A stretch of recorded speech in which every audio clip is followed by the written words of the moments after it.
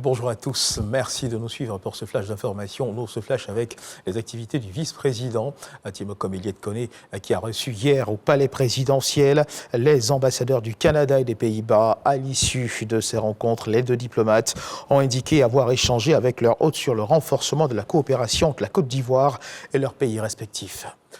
Le ministre de l'Emploi et de la Protection sociale, Adama Camara, a offert hier vendredi un chèque de 16 millions à 2 nouvelles agences numériques créées par de jeunes diplômés de l'Institut des sciences et techniques de la communication, l'ISTC.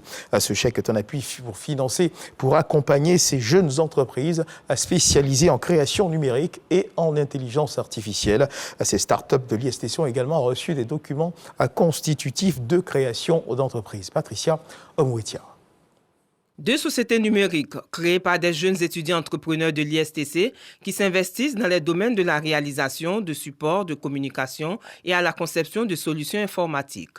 Cette rencontre est l'aboutissement de l'engagement pris par le ministre Adama Camara lors des journées scientifiques de l'ISTC. Donc déjà à l'école, ils apprennent à créer des entreprises virtuelles certes, mais entre la réalité de la virtualité et la réalité du terrain, il y a juste quelques espaces qu'il faut savoir aménager. Visiotech, c'était d'abord une entreprise virtuelle qu'on a créée pendant les pratiques professionnelles à l'ISTC Polytechnique.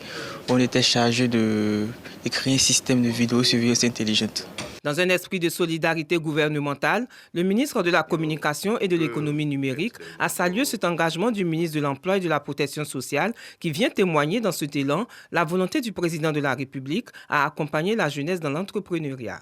Nous verrons au niveau du ministère de la Communication et de l'Économie numérique comment vous pouvez bénéficier de l'encadrement de la Fondation Jeunesse Numérique qui a des espaces de coworking.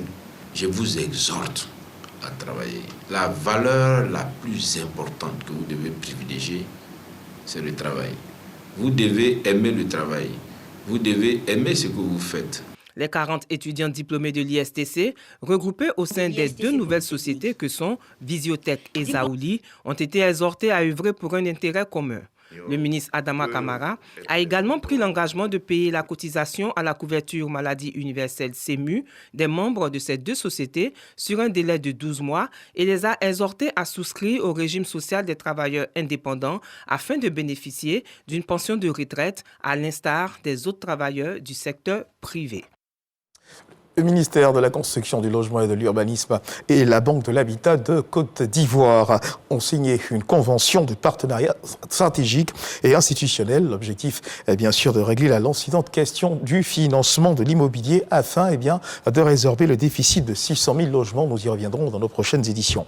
Et dans l'actualité internationale, en Centrafrique, la juge constitutionnelle, après son éviction de la Cour constitutionnelle, Daniel Darlan sort de son silence. La présidente de la Cour constitutionnelle démise de ses fonctions a adressé hier vendredi une lettre au président centrafricain Faustin Archange Touadéra.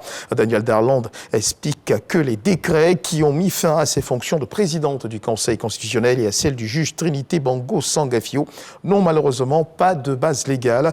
Daniel Darlan cite ensuite l'article 102 de la Constitution selon lequel les membres de la Cour constitutionnelle sont inamovibles pendant la durée de leur mandat qui est de 7 ans et pour la juge les conséquences de ces violations de la Cour constitutionnelle se répercuteront sur la légitimité et la crédibilité de la Cour. Et puis du côté de New York, aux États-Unis, la Commission internationale d'experts des droits de l'homme sur l'Éthiopie a présenté son rapport à l'Assemblée générale de l'ONU au cours d'un point de presse animé hier donc par 2 de ses membres. Ils ont évoqué la probabilité que des crimes d'atrocité y soient commis sans parler explicitement de génocide. Alors que les pourparlers entre le gouvernement éthiopien et les rebelles du Tigré continuent en Afrique du Sud, les combats se poursuivent sur le terrain.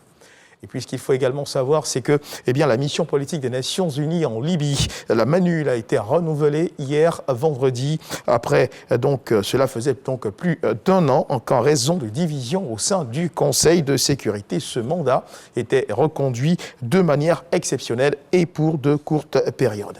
On termine ce tour du monde de l'actualité internationale avec l'actualité au Brésil. À 2 jours du deuxième tour de l'élection présidentielle dans le pays, les 2 candidats, Lula et Jair Bolsonaro, se sont affrontés lors d'un dernier débat télévisé hier vendredi dans la soirée. L'ex-président Lula a reproché à Jair Bolsonaro d'avoir isolé le Brésil par sa politique.